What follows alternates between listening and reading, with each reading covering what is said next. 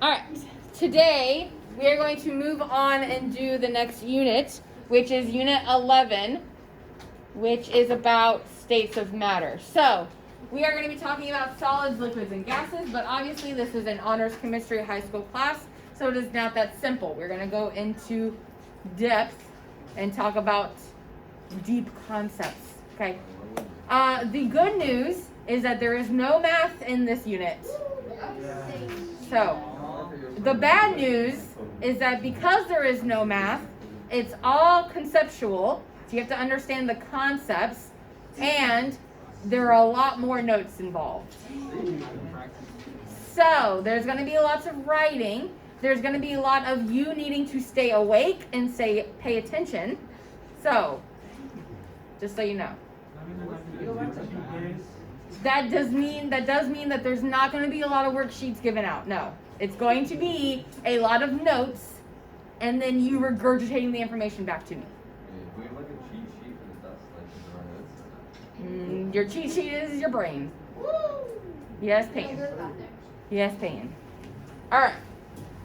So, that being said, let's go ahead and start. So, I do have this unit broken down into 4 lessons, but we will probably get through like lesson 2. So, anything that we do today is going to be Unit 11, Day 1. So, even if we reach lesson 2, it's still going to be Day 1. Okay, so Unit 11, Day 1. Everything on this slide do not write down. These are just questions that I am going to say to get you thinking, to put out into the universe. Okay? So, this unit is all about solids, liquids, and gases. Mostly, what we're going to start out talking about is gases, because gases are unique and they're different than solids and liquids. So we have to talk about how are they different than solids and liquids, and what are the behaviors that gases have that solids and liquids don't. Okay? Mainly because solids and liquids are usually easily distinguishable between different samples.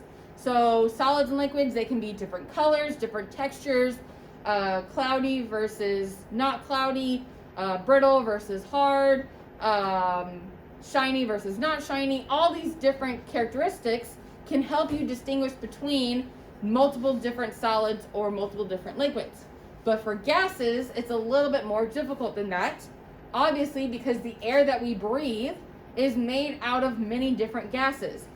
So how can we determine the difference between those gases if, 1, we can't really see them, like we can see solids and liquids, and 2, they all look and mostly behave the same. So what are the ways that we can distinguish between those? Well, we have what's called the kinetic molecular theory. This is what you should be writing down. So we have what's called the kinetic molecular theory, which states that there is a lot of empty space in between our particles of our gas. So the definition for the theory is here. So it describes the behavior of matter in terms of particles in motion. So basically, you have particles inside of your molecules, okay, whether they be solid, liquid, or gas. You have particles. Depending on how those particles behave and how they move, that will determine the behaviors of your substance, and that will determine if it's a solid, a liquid, or a gas.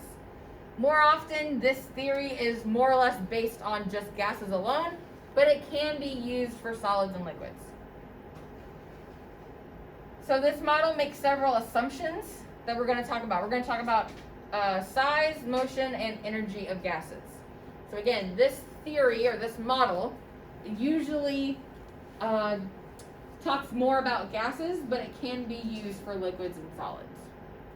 These 2 guys right here discovered it, founded it, came up with it, whatever you want to say. No, you do not need to know who those scientists are.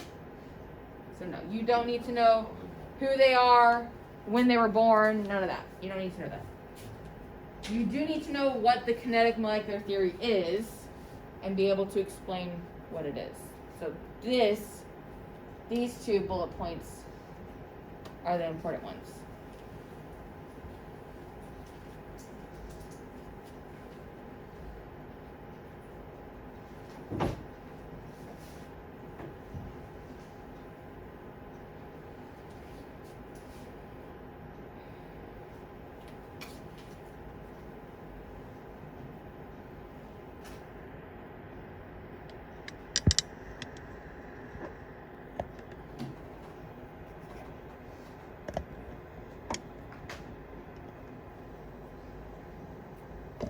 sorry.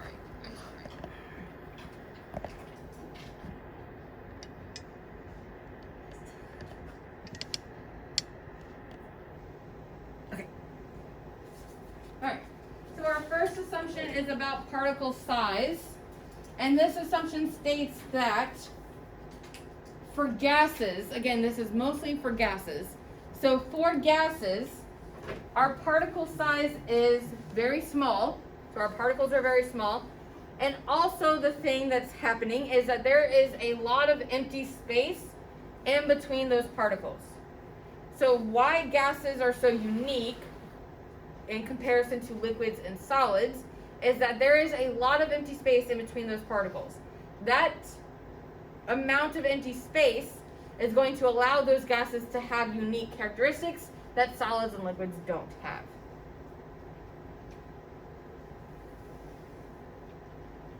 So because there is a lot of empty space around those particles, that also means that there are not significant attractive or repulsive forces. So there's nothing keeping those particles together, and there's nothing keeping those particles away from each other. Those particles are mainly just traveling where they want to. They will come into contact with particles eventually, so they will maybe hit another particle, or they could hit the wall of the container. And when they do that, then they'll travel somewhere else. But for the most part, they're just hanging out, moving around wherever they want. So, particle size, they are very small. They have a lot of empty space in between their particles. So, in talking about the difference between solid, liquids, and gas, so gases, there are no significant forces keeping the particles together. Liquids, there's a little bit of attraction forces. So particles in a liquid, they will travel kind of far away from each other, but they will not travel as far as gas particles. Solid particles, they are close together, so there are a lot of attractive forces keeping those particles together. So there are heavy attractive forces in solids, a little bit less attractive forces in liquids, and then even less attractive, if any at all, in gases. Yes.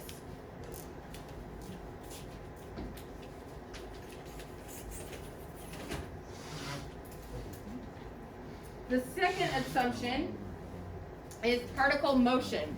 So particle motion says that particles in a gas are in constant random motion.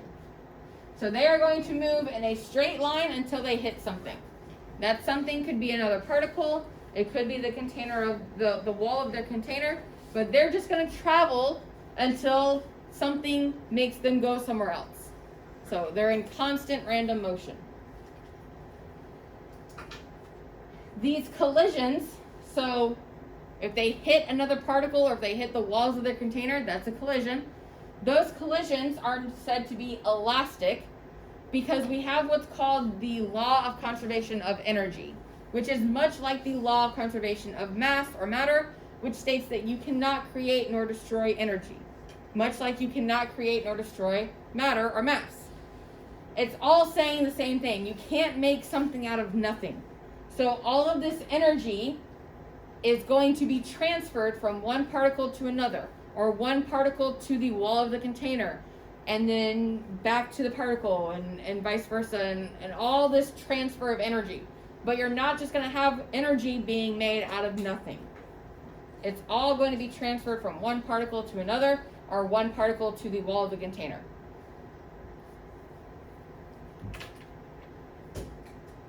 So those collisions are said to be elastic because no kinetic energy is lost, just transferred.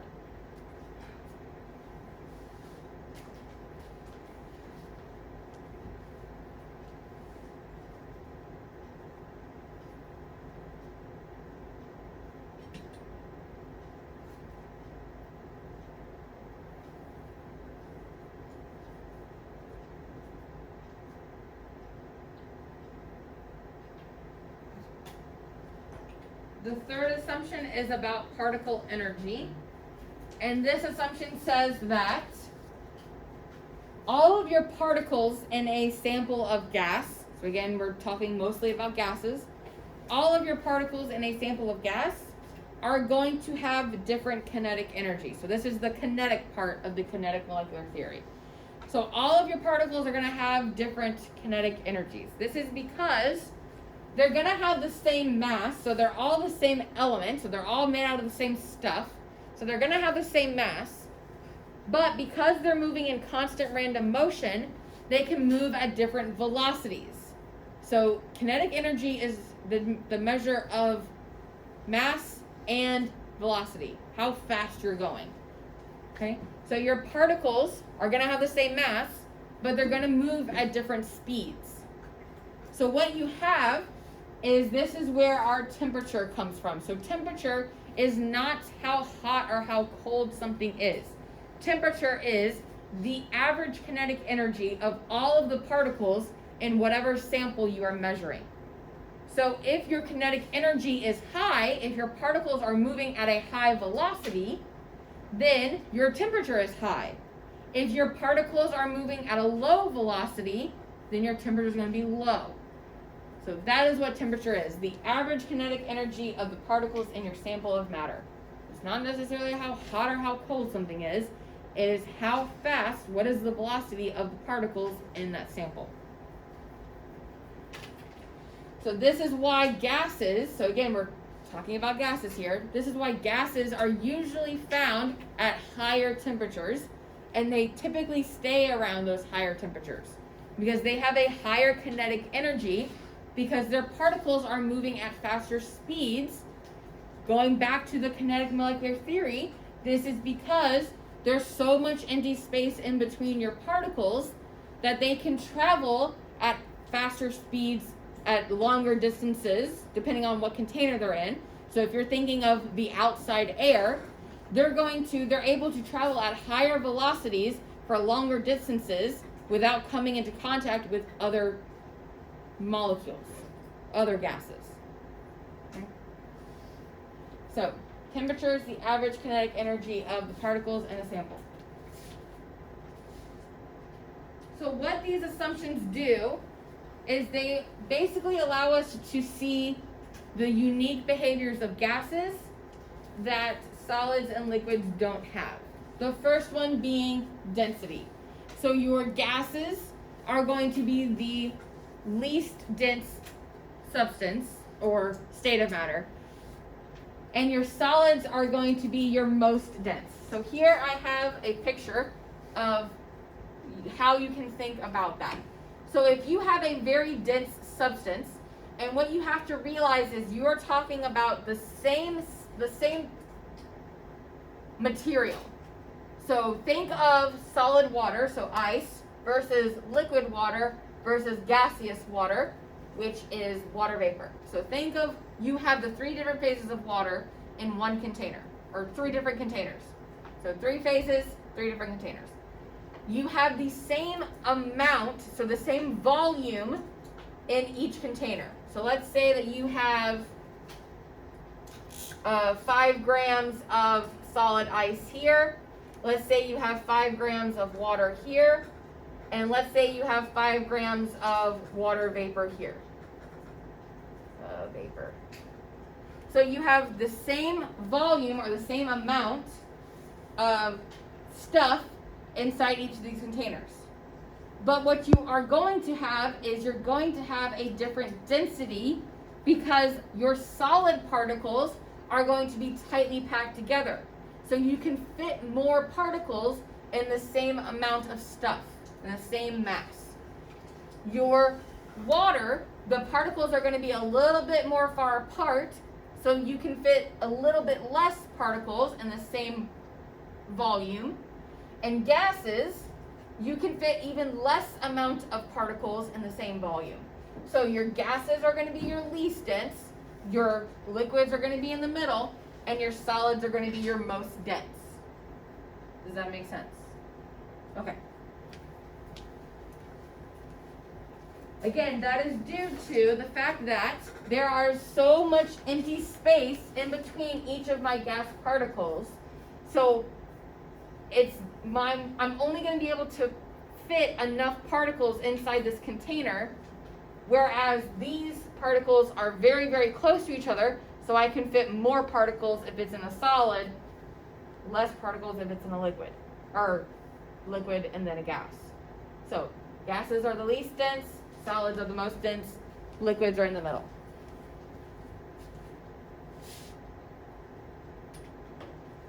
Another behavior of gases that is unique to gases only is that gases are able to be compressed and expanded. So liquids and solids cannot be compressed or expanded as easily as gases. So yes, technically, if you had a hard enough machine, if you had a heavy enough machine with enough pressure, yes, you could compress a solid, and yes, you could compress a liquid. But if we're talking about which one is easier to do, it is easier to compress and expand a gas. So a lot of times, you will be dealing with compressed gas. The gas tanks that you see, that is all compressed gas. Because it is more cost efficient to try and fit as much gas in this container as you possibly can. So what you can do is, you can compress it, you can force more gas particles into this container, and you can make that gas come together and be a little bit more closer together, but you can fit more gas in that container. So it's a little bit more cost effective. Usually what will happen is that if a company needs to transport a gas, what they're going to do is they're actually going to try and convert, thank you, they're actually going to try and convert that gas into a liquid. So they're going to cool it down and they're going to compress it until it becomes a liquid. Because they can fit more particles, they can fit more of that gas in that container if it's in a liquid state versus a gaseous state. So then, whenever the truck gets to where it's going, it just turns it back into a gas when it gets into the container that it's going to be held in. So, gases can be compressed and expanded, liquids and solids cannot. Again, you have to think in terms of what's easier to do. So it's easier to do this one, it's not as easy to do these two. So, in general, this is compressible and expandable, these two are not. Okay?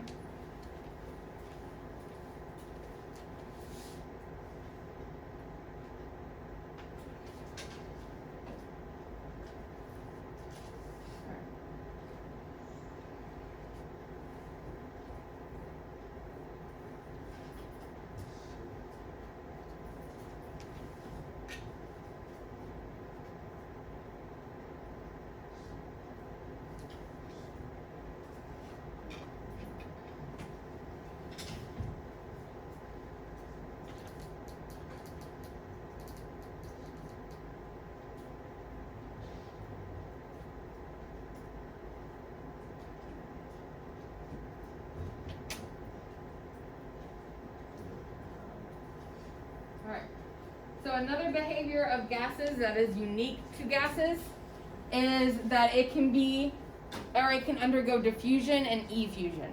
So effusion, they're basically the same thing. It's just effusion is more of if you are in a laboratory dealing with a gas and you need to set up an experiment, that's when you would use the word effusion.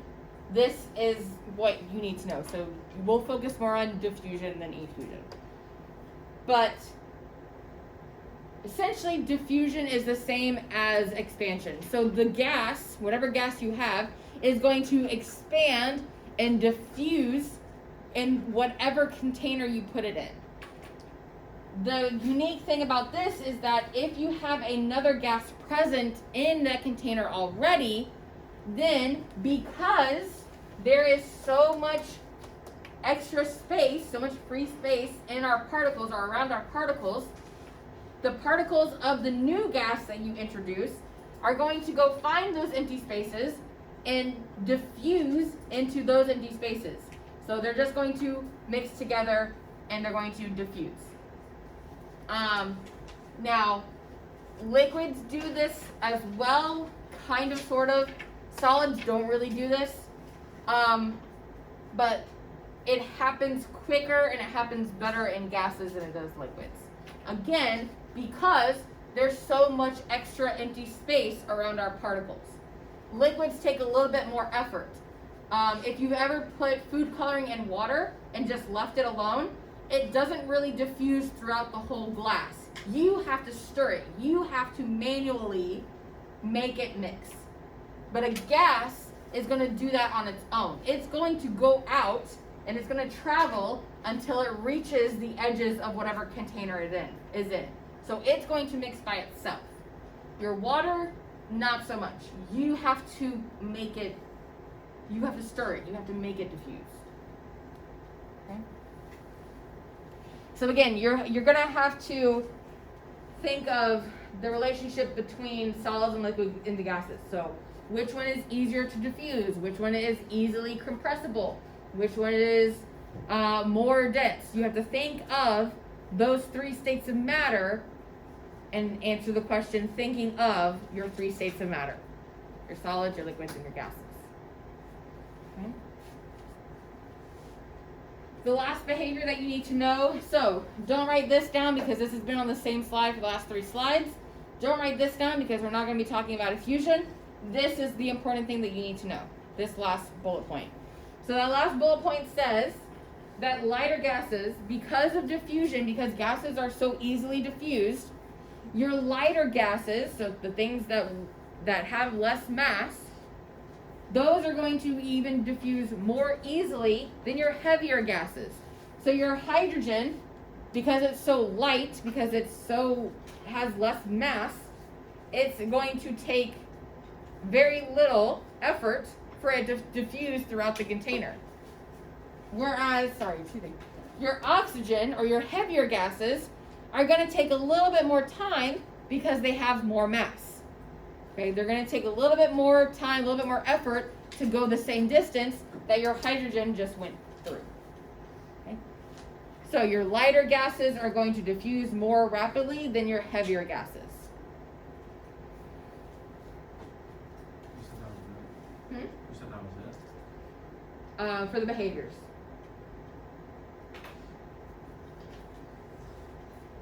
So that is going to wrap up lesson 1, but we're not done. We're going to keep going. We're going to talk about lesson 2, which is forces of attraction. So keep this as day 1. Whatever we do today will be day 1. Whatever we do later will be day 2. Okay? All right. So we have different forces. We've already talked about a few of them, but we have talked about our intermolecular forces. Your intermolecular forces are your ionic bonds, your covalent bonds, and the ones we didn't talk about are metallic bonds. So ionic bonds are between a cation and an anion, or a metal and a nonmetal. So that example was our sodium chloride. Our covalent was between 2 or more nonmetals. So those are your gas molecules, so you have your hydrogen gas.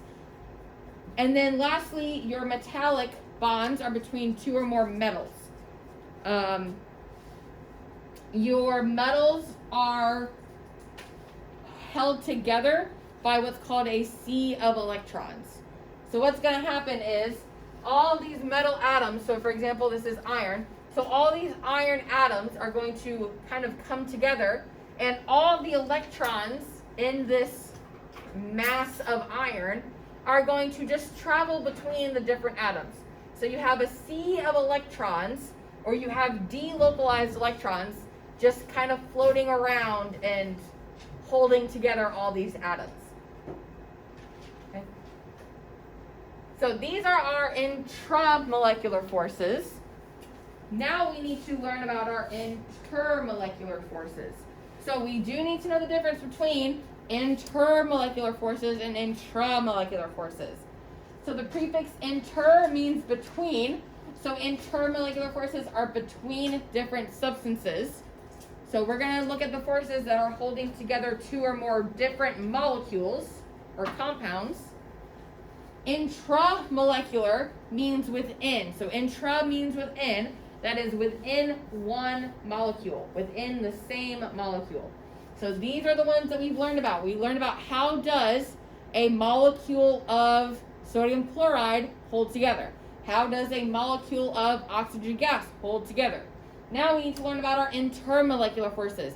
So how do molecules of multiple water, so how do multiple molecules of water get held together?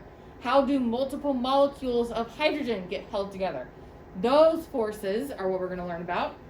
And you have 3 different types. So you have dispersion forces, dipole-dipole forces, and you have hydrogen bonds. So you're going to have to know what those are, what do they look like, so how do you form those bonds? And then you also have to know what the strength of each of those are in relation to the other ones. So again, this is a lot of concepts, a lot of notes. So make sure you are reviewing a lot. Okay, so make sure you're going back and you're looking at everything, because there is a lot to know. A lot of little things.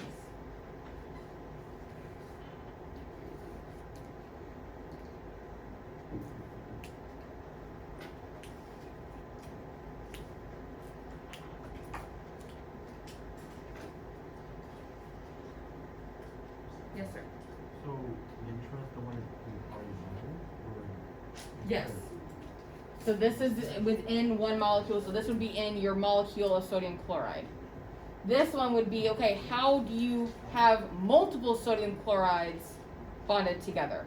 So how do you make that giant chunk of sodium chloride? All right.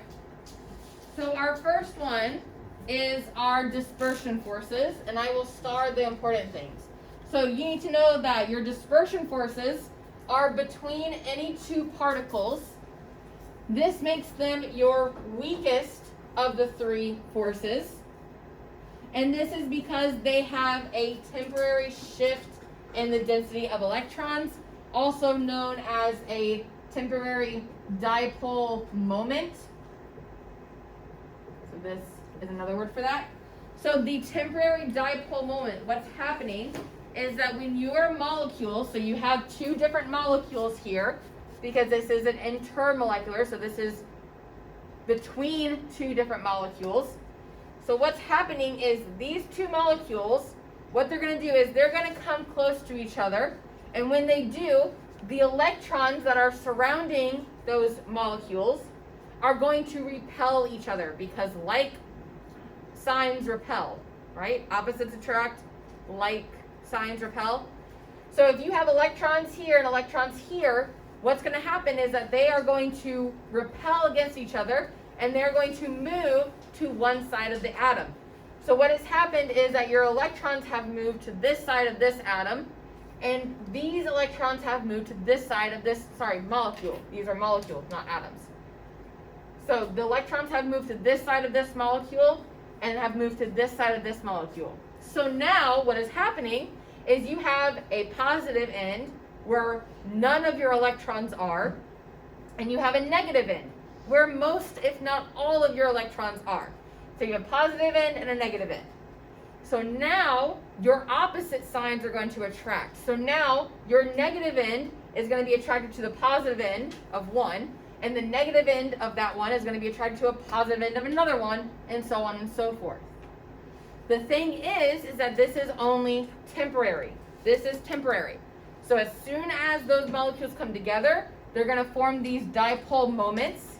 And as soon as those molecules travel apart from each other, those dipole moments are going to be no longer, and your electrons are going to move back to be equal all around the molecule. Okay?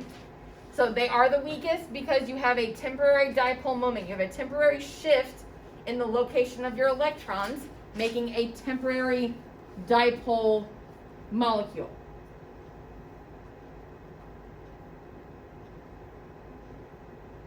So these can be between any 2 particles.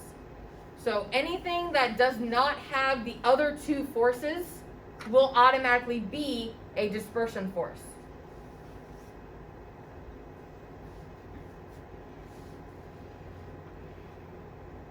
These forces do tend to become stronger when you increase the size of your molecule. So as your molecule gets bigger, these forces will get stronger. But in relation to the other two, these will always be weaker. So these will always be your weakest forces of attraction, always. Okay? So those are your weakest. Your next ones are a little bit stronger, and they are called your dipole forces. These are a little bit stronger. These are in the middle because the same thing that happened in the last force, so the temporary dipole moments, are now permanent. So these are going to be between polar molecules. So one example is hydrochloric acid, so HCl. But anytime you have a polar molecule, you are going to have a dipole-dipole force of attraction. Your polar molecules are going to have a dipole moment that is permanent. So always and forever, permanently, these molecules have their electrons on one side of the molecule. So if you look here, in this molecule, I have my hydrogens on this side and my chlorine on this side. So all of my electrons are more on this side of the molecule. And it's going to be attracted to this this molecule, where my hydrogen is over here and my chlorine is on this side, so all of my electrons are on this side. So my positive end, where my hydrogen is, where not a lot of electrons are, is going to be attracted to the negative end of the other molecule, where all their electrons are located. And this is a permanent situation. So whereas the first one happened temporarily, this one is going to be permanent. So if you have polar molecules, so you need to remember how to determine what is polar and what is not polar. So if you have a polar molecule, then you will have a dipole-dipole force. Okay? And those are your medium strength. So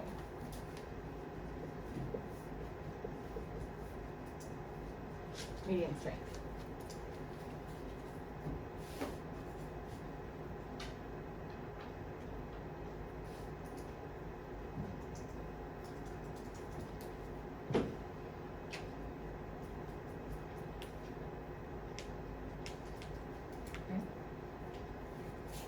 All right, last one, and then we'll be done for today.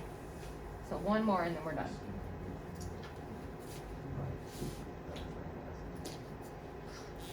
So your strongest are your hydrogen bonds, and the most common example is water, but there could be other examples, but the most common one is water.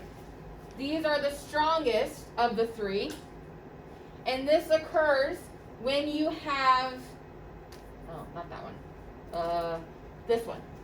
This bond is going to occur when you have a hydrogen from one molecule bonded to either a fluorine, an oxygen, or a nitrogen atom of another molecule.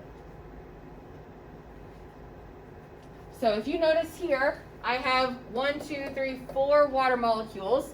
All of my hydrogens are bonded to oxygens in all 3 ways. So all 3 of these bonds are hydrogen bonds. You have to have the bond between a hydrogen of one molecule and either an oxygen, a fluorine, or a nitrogen of another molecule. If the other molecule is not a oxygen, a fluorine, or a nitrogen, if it's not one of those 3, then it is not a hydrogen bond, and it is not your strongest one. So when you're trying to determine what bond is happening, so which one of your 3 is your molecule having, your first step would be to determine, is it a hydrogen bond? So is it between a hydrogen and an oxygen, fluorine, or a nitrogen?